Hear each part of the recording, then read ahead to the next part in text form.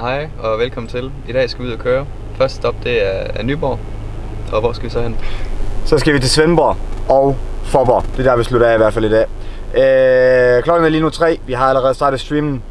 Og ja, vi er faktisk stort set klar. Vi starter for at køre fra Korsør af, og vi skal faktisk imod, vi skal over broen nu, så det bliver pissegodt. Velkommen til i hvert fald. Vi har lige betalt for at komme over broen med, det gør det sådan her. Vi har lige betalt for at komme over broen med et, kan vi lige vise det? Med et dank meme. Kortet hedder legit dank meme. For at komme over broen, så det er mega nice. Så nu er vi på vej mod Fyn, og vi har forladt Sjælland, og jeg tror aldrig det her øjeblik skulle ske. Jeg har været der lige omkring en uge, det er det længste jeg har været på Sjælland af gangen. Og uanset hvad vi har gjort, selvfølgelig at vi har kørt i ring. Nu er vi ude! Vi er fri. Ish. Nej. Sjælland, det har legit været en fornøjelse. Tusind tak for den gang. Vi er i Svendborg nu, hvilket er super nice. Svendborg er en dejlig by, lige bortset fra at vi har valgt at være det sted, hvor der er absolut intet internet er på streamen, men den kører sådan nogenlunde, selvom den lægger lidt. Vi har faktisk julefar. Der står lige der. Goddag! Julefar, please! Det der er ved det der, jeg glemte at filme i Nyborg. Jeg ved ikke lige, hvordan det kunne ske, men der var også et lille meetup, der kom der også nogle folk og sådan noget. Der har været nogen herovre, det er over at sige hej.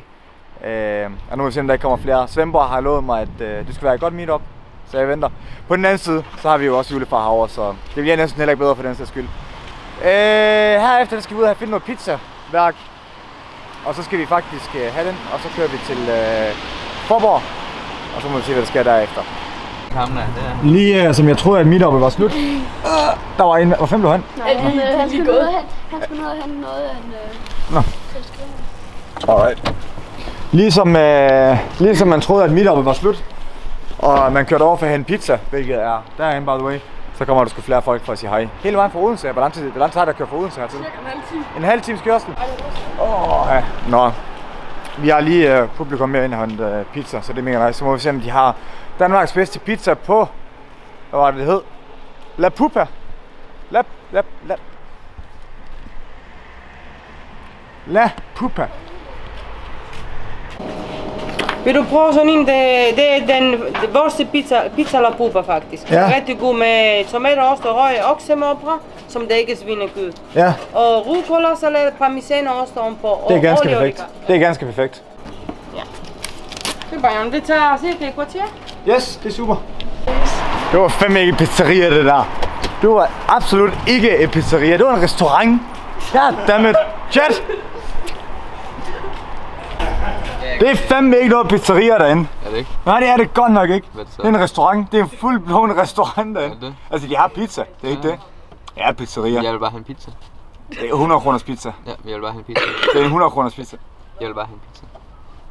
Men ved du hvad? Så har det også bare været god. Den har bare været god. Ja. Så er det serveret. Så er det serveret. Turens dyreste pizza. Tak. Hvad skal du have at spise? Altså det er, jeg vil næsten kalde det rip-off. Den mindste pizza, dyreste pizza, så har de ikke engang skåret den ud. Men det er ikke ens som en pizza ikke kan smage godt. Det er en 100 kroners pizza. Det, prisen på den er i hvert fald 100 kroner. Men om den er 100 kroner værd? Det er lidt svært at sige. Pizzeria La Pupa. Okay, vi ser bort fra prisen, fordi det var en 100 kroners pizza, og det er ikke helt fair i forhold til andre. Vi spiste hele pizzaen, så jeg kan ikke engang vise jer den længere. Det var en god pizza, det var en overraskende god pizza, men jeg kan ikke se hvorfor den koster 100 kroner i forhold til de andre pizza, vi har smagt. Det kan jeg ikke. Det var en god pizza. Jeg vil gerne, vi har lige så diskuteret, om det er oliet eller fedtet. Jeg synes, toppingen på den var lidt oliet eller fedtet. Havde det ikke været sådan lidt, hvad kalder man det? Hvad er et ord for det? Jeg ved ikke. Det er som om, der kommer olie på toppen af den, og det var jeg ikke fan af. Den smagte ganske udmærket. Bunden var rigtig god og sådan noget. Personligt, der synes jeg ikke, den går over en 7 ud af 10. Men det bunder nok i, at jeg kan ikke se bort fra prisen for en pizza. 100 kroner. Det er ikke fordi, det er mange penge, men for en pizza, der synes jeg, det er mange penge. 7 ud af 10 for mig i hvert fald. Super god pizza anyway. Men det er lidt en både over, tror jeg. Men det smagte godt, at vi spiste det hele. Lazy? Altså jeg giver den 8 ud af 10. Men det er fordi, jeg godt kan se bort fra, at den kostede 100 kroner. Jeg synes, den var bedre end den, vi fik i, hvad var det, Holbæk? Ja. Ja, i Holbæk. Jeg synes, den var bedre end den, vi fik der. Så. Og man, ja, jeg vil ikke give den en 9'er. Så meget bedre var den heller ikke. Men den var bedre, synes jeg. Alright. Now you know. Svendborg. Pizzeria La Pupa. I består. Rimelig godt, tror jeg. Vi har lige været i Fåborg. Der var en, der kom. Det var hyggeligt nok dog. Der er en, der åbenbart arbejder her i Netto lige rundt om hjørnet, og han ville helt vildt gerne sige hej, men han har ikke mulighed for det. Så vi er faktisk bare over til Netto nu for lige at sige hej til ham. Og efterfølgende skal vi over have en pizza. Og så er vi faktisk tom for i dag, og vi har 6 stream til at køre, for det skal være helt løgn. Så. Ja. Jeg tror ikke, det kommer til at ske særlig ofte, men når vi har chancen, og vi alligevel er her, vi har tiden til det lige pt, så kan man sgu lige så godt lige hoppe ind og sige hej. Som sagt igen, det er en, der er på arbejde. Jeg håber, han sidder ved kassen, fordi jeg stopper ikke med at filme, indtil jeg er derinde. Skal vi høre? Hedder du Mikkel? Ja. Tænkte nok. Var der vil sige hej? Ikke rigtigt. Det er blevet trollet. Det er i orden. Super! Hvorfor tror jeg på internettet, bros? Hvorfor tror jeg på internettet? Hvad? Det lyder svært at sige. Ja. Vi er blevet trollet. Jeg er færdig med at tro på internettet. Nu har jeg givet folk så mange chancer efterhånden, at det her løb kører nok. Jeg er færdig med jer. Hvis der er nogen, der beder mig at køre nogle steder hen, for at sige hej til nogen som helst, eller gøre noget som helst. Nope. This is it. We've done enough. Okay? Nu skal vi over have pizza. Og så skal vi over og æde den. Og så skal vi streame lidt. Og så tror jeg, det er det for i dag. Umiddelbart.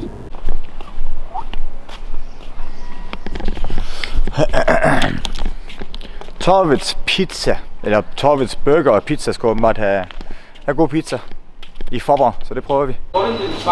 Nummer 12 op med kebab, rød peber og løg og ost og pizzasauce.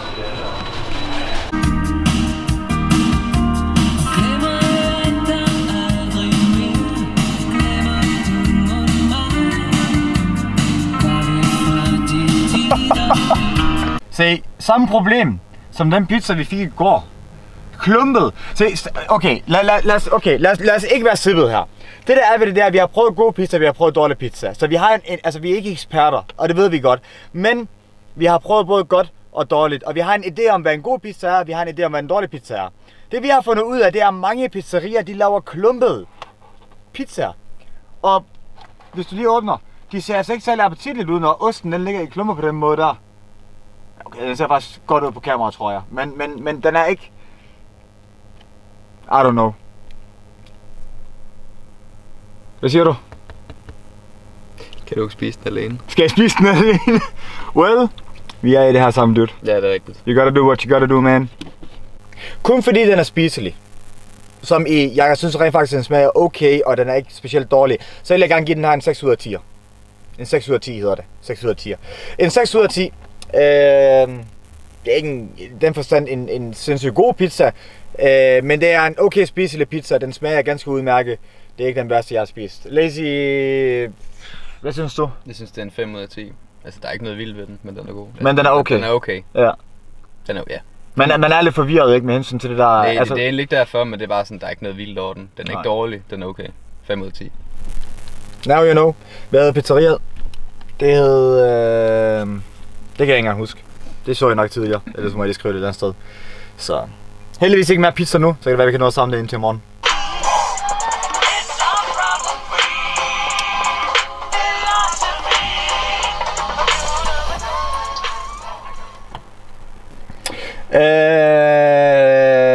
I morgen, der tager vi til Odense,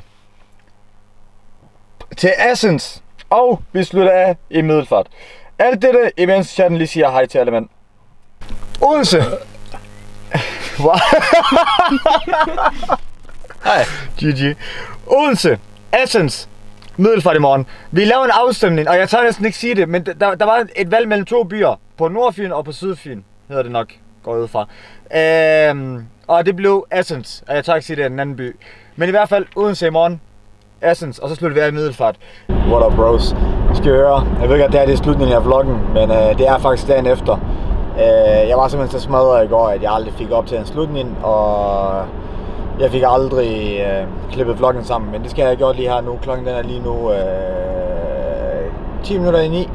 Og ja, men lige inden jeg gør det, så vil jeg gerne lige fortælle, hvad der kommer til at ske i dag, hvilket er i morgens vlog.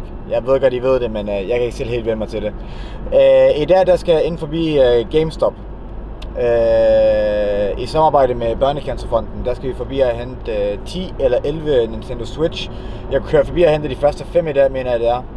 Og så skal jeg til Odense børneafdeling, kræftbørneafdeling i Odense sygehus, på Odense sygehus, og aflevere de her konsoller til de her børn, hvilket er super nice. Det er sådan set det hele turen i Godsøjen handler om. Det er det, der har været mit håb, dengang jeg kørte til København. Der var det selvfølgelig af nogle andre årsager, men jeg havde jo et møde med Børnecancerfonden, som jeg nok kan huske. Og det var det her, vi aftalte, om det ikke kunne lade sig gøre, og det kunne godt lade sig gøre. Så ja, der er ikke rigtig så meget i det. Jeg er meget spændt, og jeg glæder mig rigtig meget til at møde de her børn, og rent faktisk give dem det, der har været pointen med det hele til at starte med, hvilket er konsoller og gaming. Jeg ved godt, Nintendo Switch ikke helt er CSGO og sådan noget, som vi er vant til, men det er altså ikke, pointen er så ikke den samme 100%. Og jeg har prøvet Nintendo Switch før, jeg synes, den er super fed at spille på. Så det glæder jeg mig til, men det bliver først i morgens vlog. Hvis der er nogen, der gerne vil høre om det, så kommer jeg nok til at se, eller høre om det på streamen i dag. Vi går live kl. 15, as always. Indtil da, boys, så må I have det pissegodt, og tusind tak fordi I kiggede med.